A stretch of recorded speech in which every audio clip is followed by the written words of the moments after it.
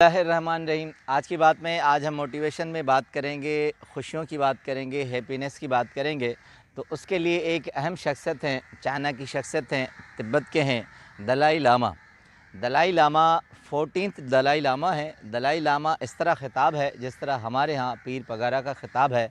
लोग मुख्तलिफ़ होते हैं, रूहानी पेशवा मुख्तलिफ़ होते हैं, ख़िताब इनको एक मिलता है। दलाई लामा का नाम टेनिज़न है और 14th हैं। इन तिब्बत के रहवासी हैं, वहाँ के रूहानी पेशवा हैं और तिब्बत के लोगों ने ये ख़िताब अपने रूहानी पेशवा को दिया हुआ है। तो उनकी किताब है द आर्ट ऑफ हैप्पीनेस, यानी हैप्पीनेस, खुशी का आर्ट, किस तरह हमें खुशी हासिल करनी है। मगर अमेरिकन राइटर हैं हावर्ड कटलर ने उनके साथ रहकर, उनके खुतबात सुनकर, उनसे गुफ्तगू कर कर, उनके साथ लम्हार गुजार कर ये किताब लिखी है। अल्फाज और सारी सीक्रेट्स दलाई लामा की हैं और उसके बाद लिखत में किताब जो वजूद में आई है वो हावर्ड कटलर की है। कटलर कहते हैं कि साइकाट्रिस्ट भी हैं और उसके बाद उनके पास साइंस ऑफ ह्यूमन हैप्पीनेस का राज भी है और उसके एक्सपर्ट भी कहलाए जाते हैं।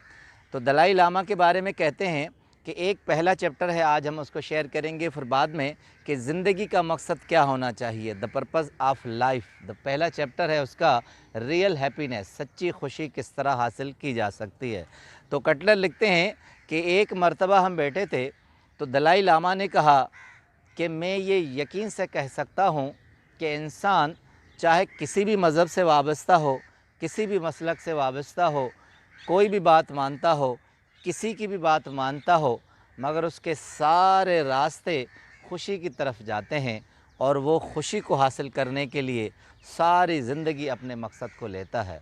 कहते हैं कि एक मर्तबा दलाई लामा लोगों से ख़िताब कर रहे थे तो उन्होंने कहा दलाई लामा ने कि इंसान ज़िंदगी में 3 चीज़ों के लिए मुतहरिक रहता है और उसके लिए बड़ा क्यूरस होता है, बड़ा शायक होता है। उसे ये दिली ख्वाहिश होती है, जुस्तजू होती है कि वो उन 3 चीज़ों को हासिल करे।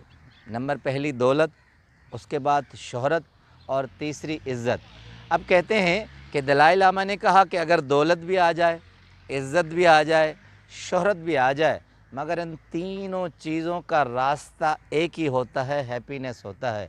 अगर दौलत के बाद खुशी न हो, इज़्ज़त मिलने के बाद खुशी न हो और शोहरत मिलने के बाद खुशी न हो, तो इन तीनों चीज़ों का हुसूल बेकार हो जाता है। ये तीनों चीज़ एक ही रास्ते पर जाती हैं। तो अब कहते हैं कि खुशी किस तरह मिलनी चाहिए, उस रियल हैप्पीनेस का राज क्या है, या उसके मकासद क्या हैं, या किस तरह हमें वो खुशी मिलनी चाहिए। तो उसके लिए कटलर लिखते हैं कि मुझे एक मर्तबा दलाई लामा ने बताया कि मैं यूरोप के दौरे पर था, वहाँ मुझे लोगों से ख़िताब करना था। 1 हफ़्ता मैंने वहाँ क़याम किया था। तो चूँकि रिहाइश मेरी होटल पर होती थी और बुद्धिस्ट हैं तो सुबह सवेरे अपने लोगों से ख़िताब करते हैं। तो कहते हैं कि मेरी होटल में आमदोरफ़ सुबह सवेरे हुआ करती थी। तो कहते हैं एक मर्तबा जैसे ही मैं होटल के रिसेप्शन से गुज़रा तो एक लड़की मुझे नज़र आई, तो मैं रुका और उससे कहा कि आप यहाँ की हैं? तो कहते हैं कि वो सोचने लगी और कुछ देर के बाद मुस्कुरा कर बोली कि नहीं। तो मैंने पूछा कि आप कहाँ की हैं? तो उन्होंने शर्माते हुए कहा मैं मैक्सिको की हूँ।